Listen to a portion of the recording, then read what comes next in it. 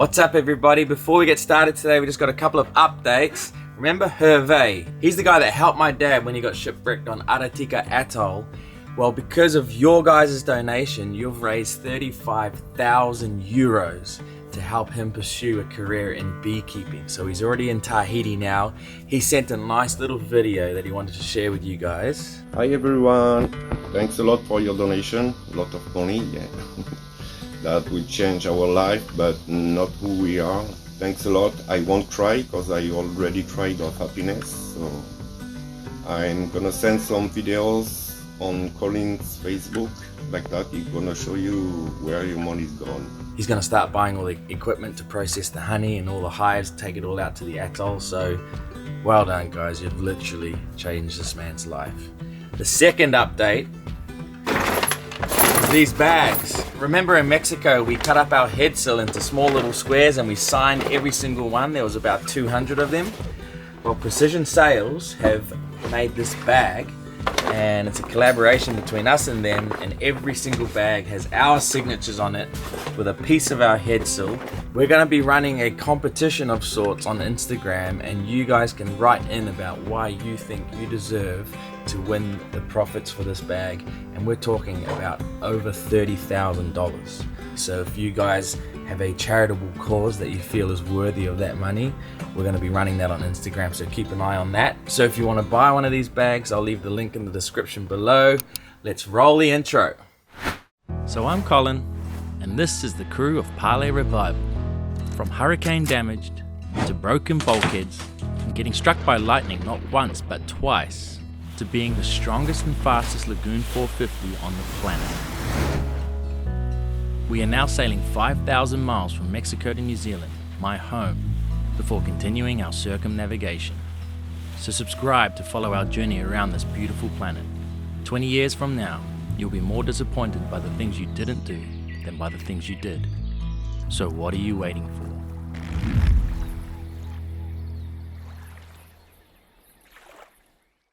So Don's 70 years old and proud of it, and he reckons he can still wakeboard at 70 years old.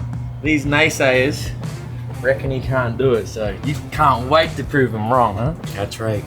That's absolutely right. So I'll split the winnings with you. We'll make 30 bucks each. And that'll be wonderful, and I will be dancing in their face. I think he can do it. Oh, based upon my previous performance on this trip, I probably, if I didn't know me, I probably would have bet with them.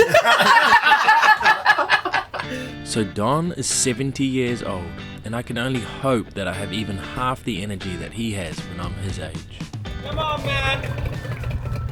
Let's go. It had been over 5 years since Don had last wakeboarded, but he's still strapped up and gave it a go after all those years. I just sink right away. Despite his incredible strength, he wasn't quite able to get on top of the water, but he vowed not to give up. He still had a couple of days before he had to leave, so stay tuned to see if he gets up or not. Once again, my brain wrote a check that my body wasn't able to cash. It just wasn't quite pulling you out of the water. It's not pulling me hard enough out of the water. Well, I'm a big boy. I think we need more horsepower. Don will be wakeboarding by the time he leaves.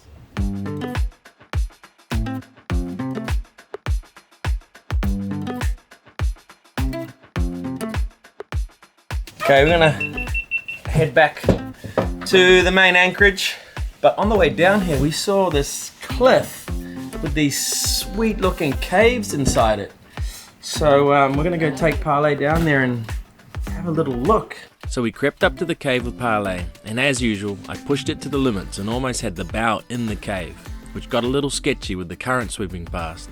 So I spun around and dropped the crew off for a swim in the cave. Oh my God, the water looks amazing. Wow, it's so clear. So clear? It's so clear, it's paradise.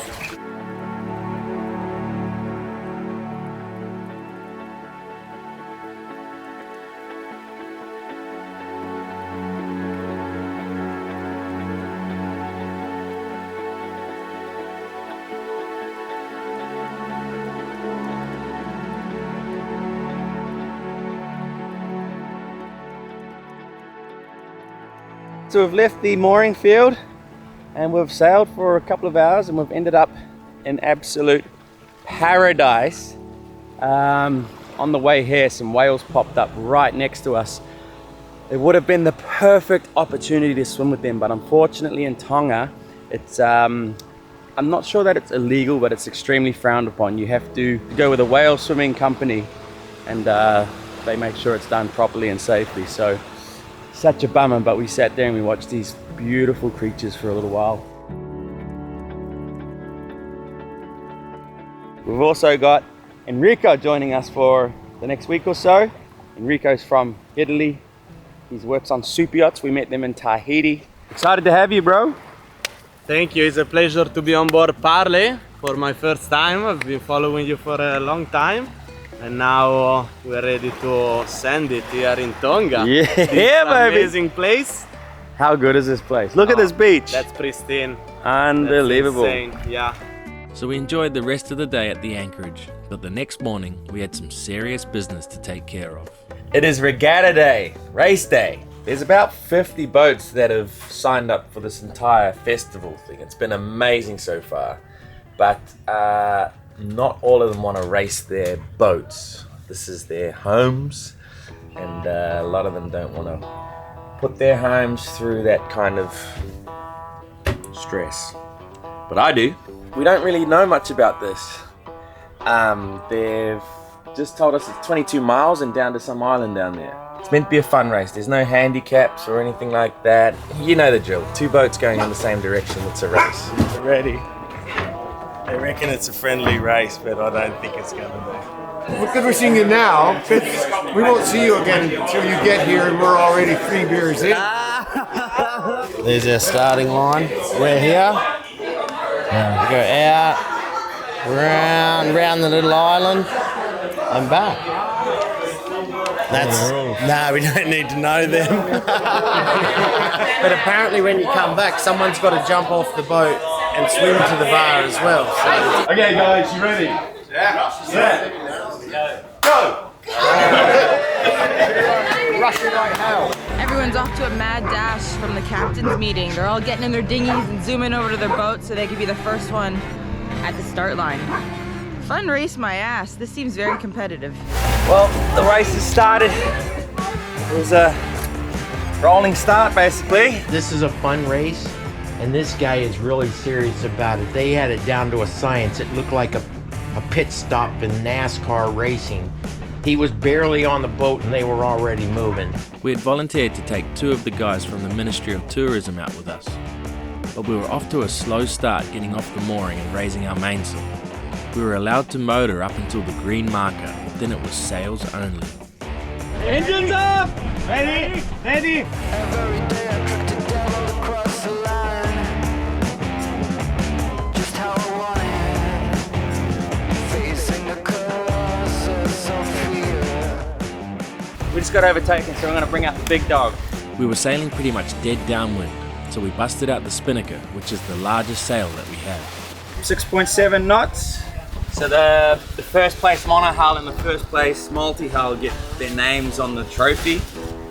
So right now we're the first multi-hull, but Avalon, our friend Andy, is going to come flying past us any second.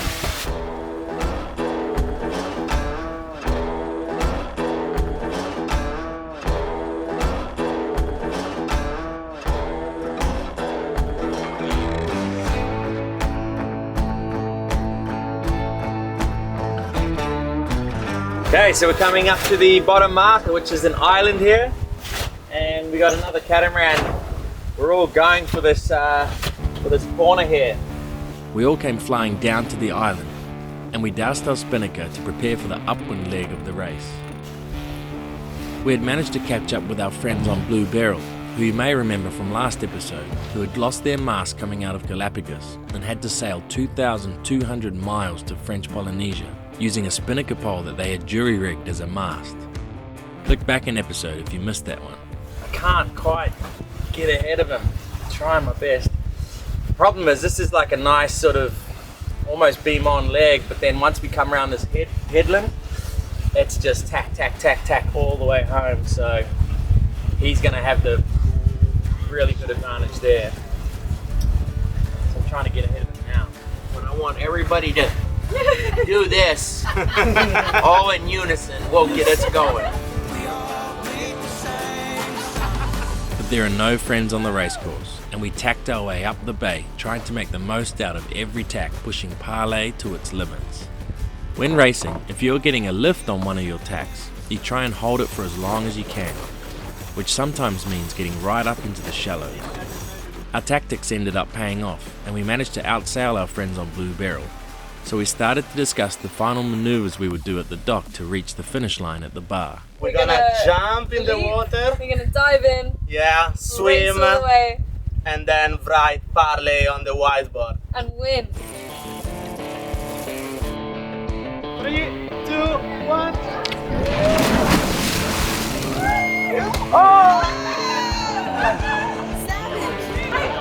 They're getting attacked by water balloons from the locals.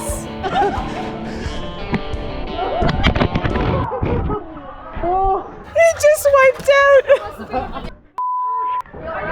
Yeah, Lagoon. So I just overheard we are the 3rd catamaran and the 7th boat to make the finals.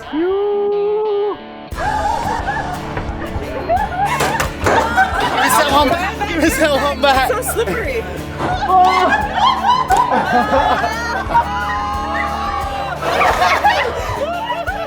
Arrivals, the Blue Barrel. And then we just got some ammunition. Look, I'm blocking them. What did we do, Jamie? We did very well for a catamaran, but we did beat our next door neighbours. Yeah! So first we were fast, but then you speeded up. Oh man. How was your fall? That was good. It was awesome. Fun. Yeah, really fun. Cheers, guys! The wind is gently ringing, the bell that brings the morning, the welcome of the dawn. Morning, guys. Put on a little weight myself.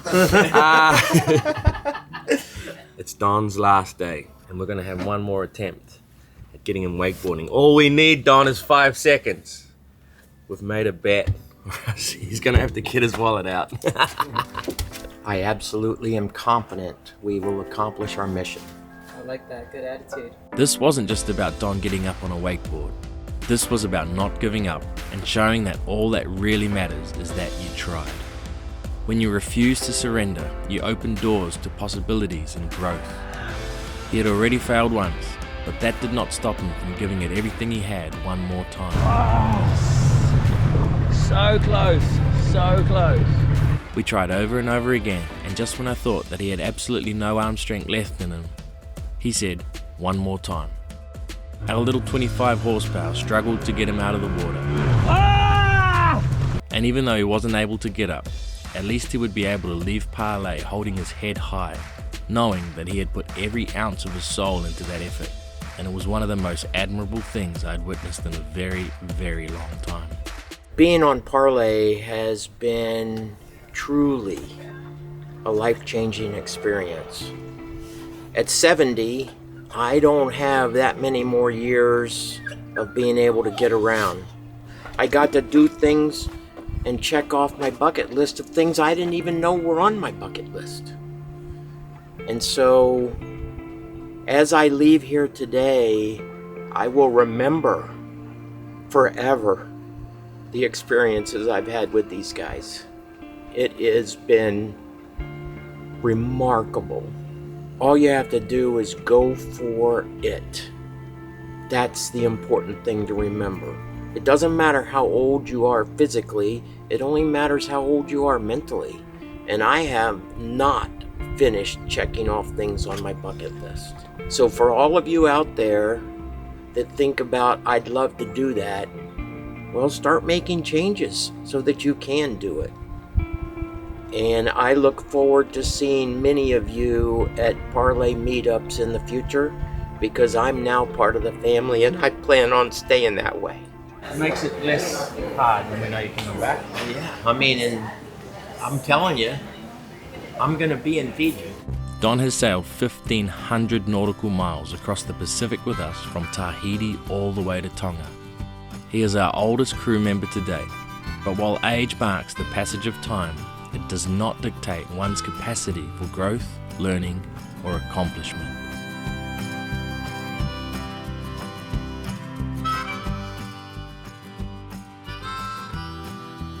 So our time in Tonga was coming to an end, and our next destination was New Zealand, my home, who have super strict importation rules, one of which was going to affect us very heavily and was going to change the entire atmosphere on board Parlay. We have 2 dogs on board, and one is a pitbull, and pitbulls are banned in New Zealand. So we found a lovely family here in Tonga to look after them for 5 or 6 months while we sail to New Zealand, have summer down there, and then come back to pick them up. The problem is, the property that they're going to needs a fence, it needs to have a dog kennel made, it needs all sorts of things to make these guys comfortable. So let's head into town, we'll show you what the setup is for the dogs. Let's get it done.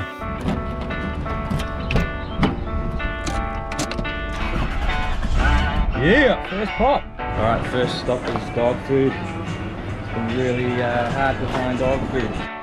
This is going to be where we're going to make their beds here, so it's going to be nice and high. They can just run in and out of there.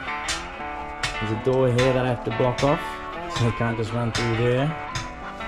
And I'm going to block those off. And block those off.